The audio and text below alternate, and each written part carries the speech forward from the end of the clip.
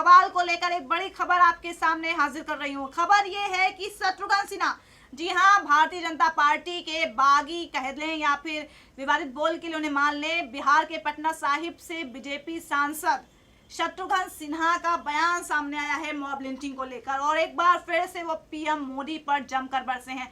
हालांकि अभी हाल ही में जब अविश्वास प्रस्ताव पीएम मोदी सरकार के खिलाफ पेश किया जा रहा था, उस वक्त कहा गया था कि शत्रुघ्न सिन्हा को मनाने की कोशिश की गई थी। उनको अपने कॉन्फिडेंस में लिया था अमित शाह ने कि आप ऐसा कुछ भी नहीं करेंगे। क्यों नहीं करेंगे? क्योंकि सिन्हा जो थे वो पार्टी के खिलाफ हमेशा ही बयानबाजी करते रहते थे। जब यशवंत सिन्हा ने पार्टी छोड़ी थी, तब शत्रुघ्न सिन्हा के बारे में भी कयास लगाए जा रहे थे कि वो भी पार्टी को अलविदा कह सकते हैं। हालांकि शत्रुघ्न सिन्हा ने ये कहा था कि मैं पार्टी नहीं छोड़ूंगा, भले ही पार्टी आलाकमान मुझे बाहर कर दे, लेकिन मैं पार्टी नहीं छोड़ूंगा। और मैं इसी तरह पार्टी की जो आला कमान है, अगर वो गलत काम करेगी या सही धर्रों पे काम नहीं करेगी या अपनी चीज़ों को सही तरीके से अमल में नहीं लाएगी, तो मैं इसी तरह से बयानबाजी करता रहूँगा, मैं इसी तरह से बातें बोलता रहूँगा।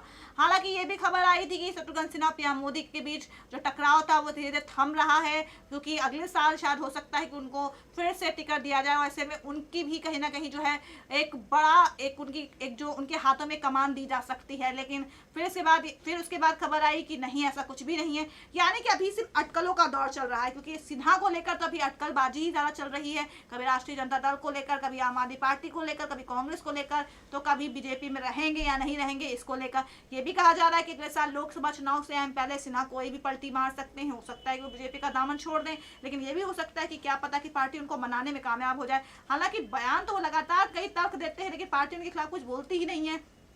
और हो सकता है कि उनकी कोई नाराजगी हो आला कमान को लेकर, और जिसको लेकर कई बार जाहिर भी कर चुके हैं कि भाई उनको तो मिलने के लिए समय नहीं मिलता पीएम मोदी से।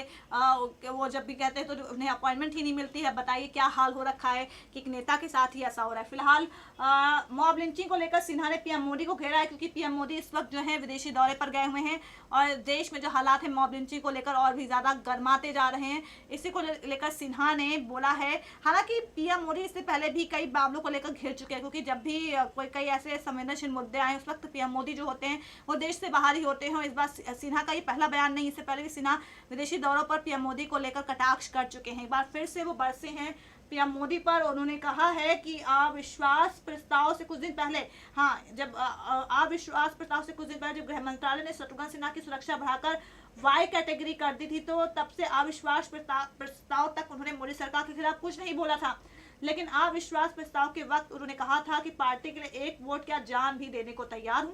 ये कहा था शत्रुघ्न सिन्हा जब उनको वाई कैटेगरी दी गई थी अविश्वास प्रस्ताव से पहले। देखिए कैसे दाव खेला गया, बीजेपी की तरफ से दाव खेला गया सिन्हा को मनाने के लिए। तब तक सिन्हा चुप थे, एकदम खामोश थे, कुछ नहीं बोल रहे थे, लेकिन अब वो फिर से बोल पड़े हैं। क्या बोला है उन्होंने कहा है कि संसद सत्र छोड़कर क्यों विदेश चले गए पीएम मोदी, और मॉब लिंचिंग पर उनकी खामोशी बिल्कुल भी सही नहीं है।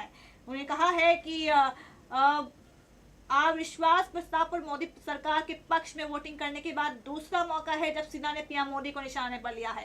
सोशल मीडिया पर सिन्हा हमेशा ही एक्टिव रहते हैं। उन्होंने लिखा है, सर जब संसद सत्र चल रहा है तब आप 3 अफ्रीकी देशों के दौरे पर हैं, आपने संसद का सत्र क्यों अधर में छोड़ दिया? कोई आफत तो नहीं आ रही थी, आसमान नहीं गिरने जा रहा था। हालांकि आपका रवांडा दौरा किसी भारतीय प्रधानमंत्री का पहला दौरा है। उम्मीद है कि वहां आप प्रोटोकॉल में रहकर ही हाथ मिलाएंगे, क्योंकि यहां आपके गले मिलने की डिप्लोमेसी पर बड़ी बड़ी खबरें बन रही हैं। और एक के बाद एक कुल टोटल 4 ट्वीट सिन्हा ने किए हैं, और अपने तंज कसते हुए सिन्हा ने ट्वीट लिखा है कि आपने रवांडा में 200 गाय गिफ्ट की हैं। उम्मीद है इससे दोनों मुल्कों के रिश्ते और मधुर होंगे, मगर देश में गाय के नाम पर कुछ बेगुनाह लोग मारे जा रहे हैं और आप चुप्पी साधे हुए हैं। उन्होंने लिखा है, सर आप विदेश में रहकर भी मॉब लिंचिंग पर 2 शब्द लिख सकते हैं। उन्होंने विशेषाधिकार हनन नोटिस के बारे में भी लिखा कि राफेल डील पर सरकार के खिलाफ इसका नोटिस मिला है, और ऐसे में नोटिस मिला, यानी कि कुल मिलाकर उन्होंने विदेशी दौरे को घेरे में लिया है। और साथ ही सिन्हा ने ये कहा है कि पीएम मोदी जी, आप अगर मन की बात करते हैं सोशल मीडिया पर अपने फैंस को, अपने चाहने वालों को हर बात की जानकारी देते हैं, तो फिर थोड़े 2-3 शब्द आप मॉब लिंचिंग पर क्यों नहीं लिख देते हैं, आप उस पर क्यों नहीं कुछ बोलते हैं, ये कहना है सिन्हा का।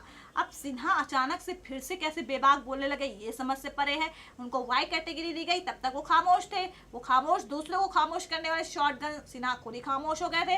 लेकिन अब देखिए यहाँ पे किस तरह से शत्रुघ्न सिन्हा ने फिर से पीएम मोदी को निशाने पर लिया है। अब इसके दो मायने निकल सकते हैं, या तो सिन्हा को वो एक चुप कराने का एक जरिया था, वाई कैटेगरी दे दी गई, उस तक तब तक चुप रहे, या फिर हो सकता है सिन्हा की और डिमांड हो ताकि उसको फुलफिल करे भारतीय जनता पार्टी, और उसके बाद फिर से सिन्हा खामोश हो जाए, फिर कुछ फुलफिल करे, फिर खामोश हो जाए, फिर फुलफिल करे, फिर खामोश हो जाए। यानी कहीं ना कहीं अब सिन्हा जो है उनके जैसे जैसे चुनाव नजदीक आते जाएंगे वैसे वैसे जो है सिन्हा बोलते ही रहेंगे। लेकिन सिन्हा के अगर ट्वीट का जिक्र किया जाए तो उन्होंने एक चीज ये लिखी कि आपने रवांडा में 200 गाय गिफ्ट कर दी, आप 200 गाय लेकर गए, वहां आपने 200 गाय दी, बहुत अच्छी बात है, गाय हमारी माता है, हमारे देश में गाय का पूजन किया जाता है, जाहिर सी बात है अगर आप वैश्विक स्तर पर इस तरह का काम कर रहे हैं तो हिंदुस्तान के लिए ही बहुत बेहतरीन होगा। लेकिन हाँ, अगर देश में गाय को लेकर ही, कथित गौ हत्या को लेकर ही किसी बेगुनाह को मारा जा रहा है तो ये सरासर गलत है। हालांकि ये बात जो उन्होंने कही है वो कही है अलवर मॉब लिंचिंग को लेकर, क्योंकि लगातार अगर कोई चीज़ बढ़ रही है तो जाहिर सी बात है कि मुद्दा बहुत गंभीर है, लेकिन हम सोच नहीं रहे हैं, ये हमारी सबसे बड़ी खामी है।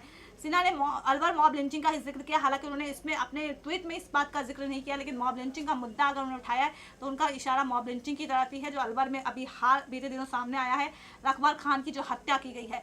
लेकिन क्या वाकई, क्योंकि देखिए, क्योंकि अभी सिर्फ और सिर्फ इन्वेस्टिगेशन चल रही है, मीडिया के सामने जो जानकारी आती है हम आपको बताते हैं, हम तक जो रिपोर्ट आती है हम उसको बताते हैं, क्योंकि अभी उस पर सही तरीके से कुछ भी कहा नहीं जा सकता है, क्योंकि पुलिस अपना डिफेंस कर रही है। राजस्थान पुलिस का ये कहना है कि हम ये स्वीकार करते हैं कि हाँ, हमें मेडिकल देने में देरी हुई जिसकी वजह से रकबर खान की मौत हो गई। लेकिन जो चश्मदीद है, हालांकि चश्मदीद के बयान भी अब संदेहों के घेरे में है, क्योंकि चश्मदीदों का ये कहना है कि नहीं, ये गलत किया, ये राजस्थान पुलिस की करामात है कि रकबर खान की हत्या कस्टडी में हुई, क्योंकि उसकी फोटो सोशल मीडिया पे वायरल हुई थी जिसमें देखा गया था कि वो पूरी तरह से सुरक्षित था। अब उसके बाद देखिए उसके घर वालों का क्या हाल है, सिर्फ और सबसे बड़ी बात सांप्रदायिक है ये पूरा मसला, क्योंकि इसमें मुस्लिम बेगुनाह मारा जा रहा है, इसमें अल्पसंख्यक इंसान जो समुदाय है उसका एक शख्स मारा जा रहा है, और मार कौन रहा है, बहुसंख्यक के लोग। तो कहीं ना कहीं ये गंभीर मुद्दा है। हम देश को एक तरक्की के मुकाम पर ले जाना चाहते हैं तो हमें ऐसे मुद्दों से निपटने की ज़रूरत है।